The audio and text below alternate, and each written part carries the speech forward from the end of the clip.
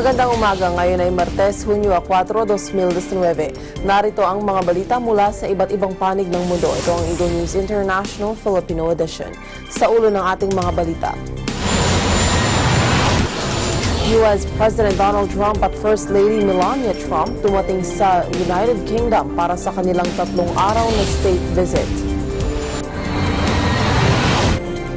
U.S. President Donald Trump nanawagan sa Syria at Russia na tigilan na ang pambobomba sa Idlib province na sinasabing huling jihadist stronghold dahil marami ng sibilyan ang nadadamay. 5 katao sugatan matapos nawalan ng kontrol ang isang cruise ship at sumalpok sa wharf sa Venice. Temperatura sa Northern India pumalo na ng mahigit 50 degrees Celsius dahil sa nararanasang heatwave.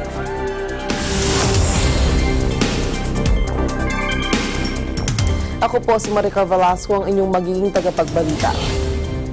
Sa detalye ng mga balita, dumating sa United Kingdom sina U.S. President Donald Trump at First Lady Melania Trump para sa kanilang 3 araw na state visit. Alas 9 ng umaga sa London nang lumapag ang Air Force One sa Stansted Airport. Nakatakdang makipagpulong si President Trump sa mga miyembro ng royal family. Ilan sa mga isyong inaasahang tatalakayin nila ay ang tungkol sa climate change at ang Chinese technology firm na Huawei. Samantala, ilang minuto bago lumapag ang eroplanong sinasakyan ni Trump, binatikos niya si London Mayor Sadiq Khan. Magugunitang ipinahayag noon ni Khan na hindi dapat paglaanan ng red carpet si Trump. Tinawag naman ng US na stone cold loser si Khan. May mga plano ring kilos protesta sa iba't ibang bahagi ng UK sa pagbisita ni Trump. Kabilang sa inaasahang pagdarausan ng rally ay ang London, Manchester, Belfast at Birmingham. Sinabihan ni U.S. President Donald Trump ang Syria at Russia na tigilan na ang pambobomba sa sinasabing huling jihadist stronghold ang Idlib province. Ayon kay Trump, marami nang napatay na inosenteng sibilyan na nadadamay sa mga pambobomba. Ginawa ni Trump ang pahayag matapos binatikos ng Syrian NGOs ang anilay international inaction sa lumalalang karahasan sa northwestern region ng Syria. Dose-dose ng sibilyan ang umano'y napatay sa pinakahuling pambobomba ng Syrian at Russian forces sa hilagang kanluran ng Syria. Ayon naman sa Syrian Observatory for Human Rights, nasa 950 katao ang napatay sa pinakahuling pag-atake ng Russia at Syria sa Idlib. Ipinahayag ni U.S. Secretary of State Mike Pompeo na nakahanda ang Washington na makipag-usap sa Iran na walang preconditions. Gayunman, sinabi ni Pompeo na patuloy na gagawa ng hakbang ang U.S. laban sa anilay mapanganib na aktibidad ng Iran. Magugunitang una ng sinabi ni U.S. President Donald Trump na nagpasya ang kanyang administrasyon na mag-withdraw sa 2015 nuclear deal sa pagitan ng Tehran at ng mga world powers.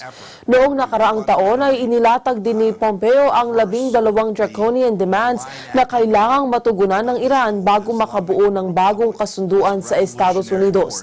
Samantala, sinabi naman ng Iranian counterpart nito Pompeo na si Hassan Rouhani na hindi papayag ang Tehran na sila ay ibuli ng Estados Unidos sa isinasagawang negosasyon at makikipag-usap lamang sila sa US kapag nagpakita na ng respeto sa kanila ang Washington. We're prepared to engage in a conversation with no preconditions. We're ready to sit down with them. But the American effort to fundamentally reverse the malign activity of this Islamic Republic, this revolutionary force, is going to continue. We've urged the IAEA to make sure that they're looking at all the right places, to do all the things that need to be done to ensure JCPOA compliance. That's their mission set. But you should know, independently of that, we're doing our work to make sure that Iran never ends up in a place where it can have a nuclear weapon.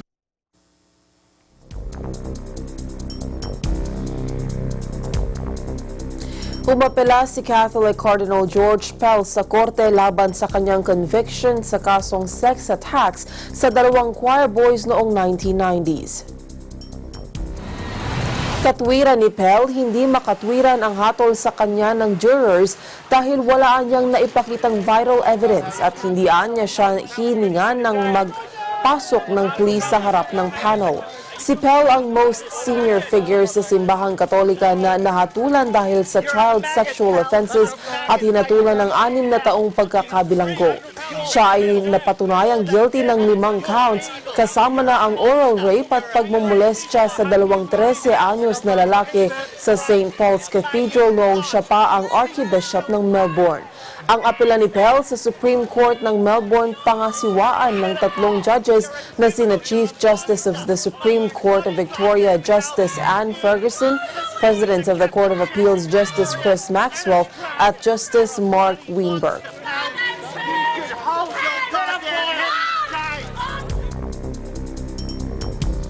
Magbabalik ang Eagle News International Filipino Edition.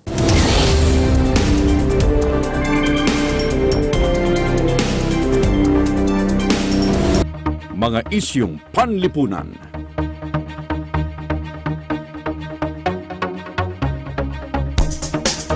Mga isyung pampolitika.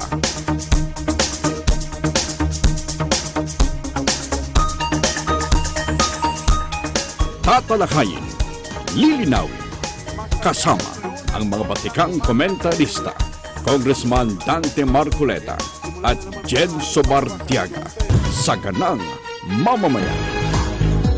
Lunes hanggang Biyernes, alas 8 hanggang alas 9 ng umaga. Agila Balita, Lunes hanggang Biyernes, alas 7:30 hanggang alas 8 ng umaga.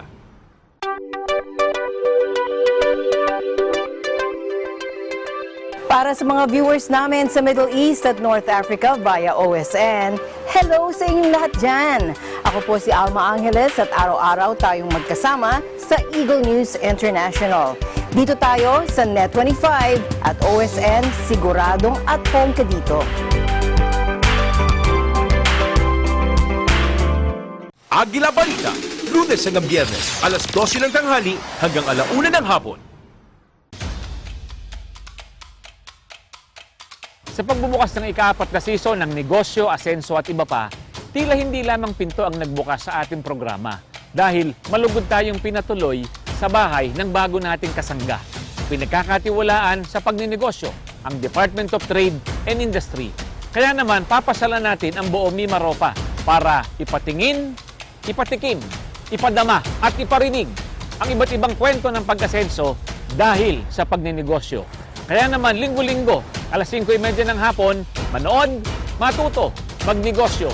Dito lamang sa programang nagbibigay ng impormasyon at inspirasyon sa pagninegosyo. Ito ang inyong lingkod, Francis Chis Garcia, at ito ang negosyo, asenso at iba pa.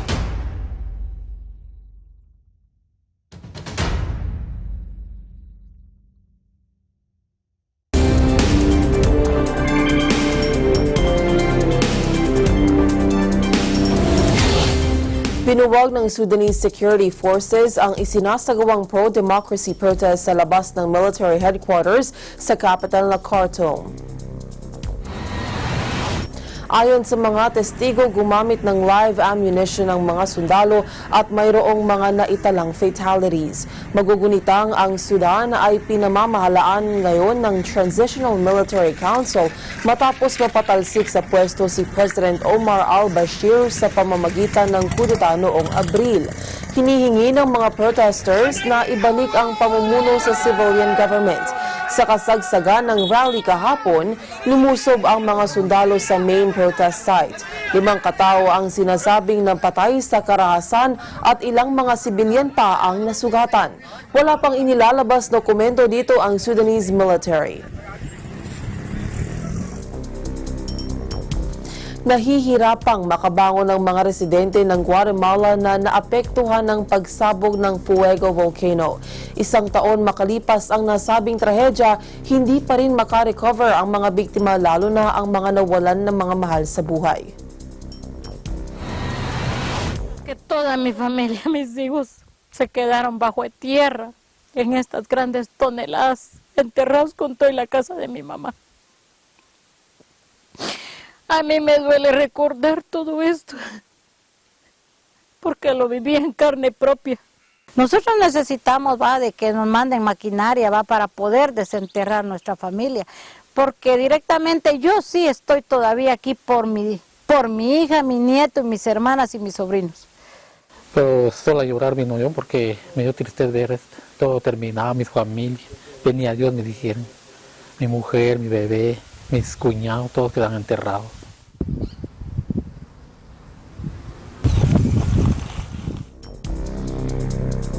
Sinisikap ngayon ng mga opisyal ng gobyerno sa Virginia na maibalik ang tiwala ng mga residente at mapamalagi ang seguridad matapos ang nangyaring shooting tragedy.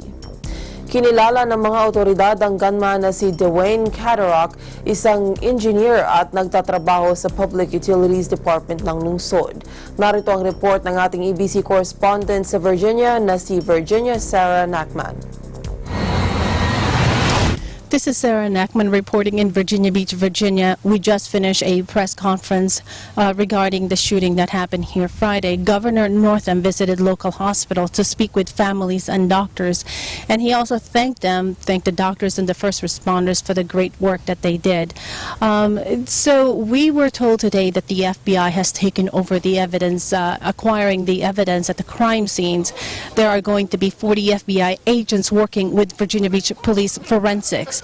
They also said the honor guards and police are assigned to the victim families to help them through it, because they said that this is not going to be a short-term issue. This is going to take a long time, and those police officers and honor guards are there for them if they need the help.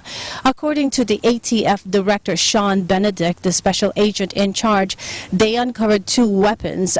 Two weapons were used at the crime scene, a .45 caliber purchased in 2016 and 2018 legally.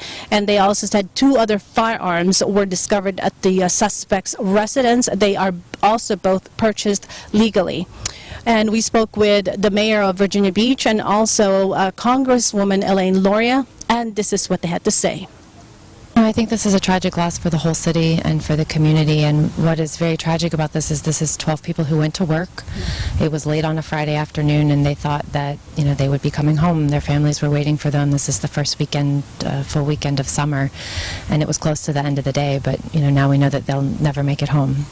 And it was very tragic, and there were people who responded in many ways to save more lives. Both the police officers who initially responded, one who took a bullet as well, but was saved by his protective vest. But I've also learned of stories of many people in the community who were in the building, who worked in the building, and barricaded themselves, co-workers, friends, behind closed doors, and got other people out of the line of fire. So I think over the next hours and days we'll learn hundreds of these stories of heroism within our community, and people are touched by this. It's I know the father of one of the people who was killed. Another friend of mine is very close friends to one of the people who was killed, and I think when you start asking around the community, I'm sure there's maybe even more connections I don't even know yet with those whose lives were lost in the building. And so just knowing that this is going to touch so many people in the community in such a deep way, that we have to be resilient and grieve with these families, and then move forward at the appropriate time as a stronger community. With everybody demanding stricter gun laws, is there something that you, as a representative of the city, would like to present to the community? Well, I think it's a very broad discussion, and I think that we can't focus just on one thing, such as gun safety. I think it includes access to mental health, and I'm speculating. We don't know any details yet about the suspect's motives at all, but I think it's a broad discussion, and it's a difficult discussion that we need to have about how to prevent these types of things from happening in the future. And I've already spoken to the police chief, Chief Severa, and he's said in the past that we have to do better to keep our community safe. And I know that at the right time, it will be a time to come together for a broad discussion. And we're here as federal, but there's the federal, state, local. We've all been here. We're all small pieces of a very large puzzle for this. So I think that the real thing is focusing on when it's the right time to have that discussion and figure out what all the resources are. And they're not all policy related, but some might be that we can do to work together across all levels of government. I'm here with the mayor of Virginia Beach, Bobby Dyer. How are you, sir? I'll tell you what, this is a very sad moment. It's a very reflective moment. And, we grieve with the people we lost and with their families. What are you going to do for residents to deal with this, including children and maybe in elementary school, middle school, high school, that may be scared of what happened on Friday? We're going to be very proactive about getting the right people in to intervene and rectify any situations. We already had counselors come in. We have to restore confidence in the city. Virginia Beach, we've always been regarded as a very safe city, and this was a most unfortunate catastrophe that happened to us. But once again, like I said, this is not going to define us, because the city of Virginia Beach, the people are so giving and wonderful, and I think it's going to become evident as we go forward, the type of city we are. That's how we're going to define ourselves. Tomorrow is Gun Violence Awareness Day. Mm-hmm. Is there something that is going to be done for that in the city of Virginia Beach? Yeah, I believe so. That's something that we have to really take seriously and, going forward. But I think we also have to have a situation where people, start developing that mutual respect and dignity for each other and civility. And, sometimes that's lost in society today. And I think those are some of the traits that we have to restore. But, once again, I've been approached to work with, and I am going to, with gun safety advocates, and, that was something already in the works. The officer that was injured, according to the press release, the press conference today, the officer that was shot, he was released, treated, and he was released. He was shot, but he was wearing a bulletproof vest, and that saved his life. And they did say that he was released. The suspect co-workers were interviewed, but they are not sharing what information they gathered from the co-workers. They never said if the suspect went to work. They don't want to go into that details. The police officer in charge, the chief police officer, did say that the Virginia Beach Police recently trained with fire and EMT on an active shooter scenario. They trained them in close quarter battle with use of deadly force. This is Sarah Nachman reporting from Virginia Beach, Virginia, and I am one with 25. Nawala ng kontrol ang isang cruise ship habang dumadaong ito sa Venice. Dahil dito, sumalpok ang cruise ship sa wharf at tinamaan din ng ilang tourist boat. Tunghayan natin ito.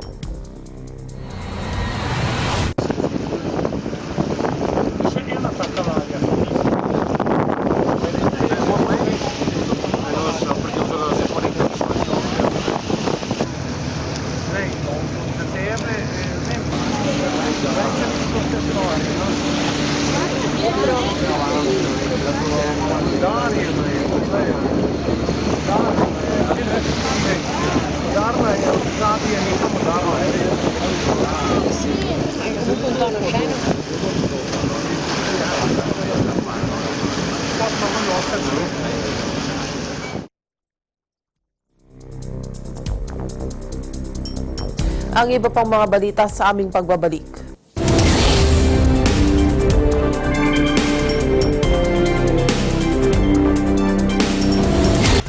Iba't ibang di pangkaraniwang pangyayari ang nagaganap sa ating komunidad sa buong bansa at magiging sa iba't ibang panig ng daigdig. Mga pangyayaring nagpapakilo sa damdamin, nagsisilbing inspirasyon at nakakaapekto sa mga mamamayan. Sa mata ng Agila, patuloy kaming maghahati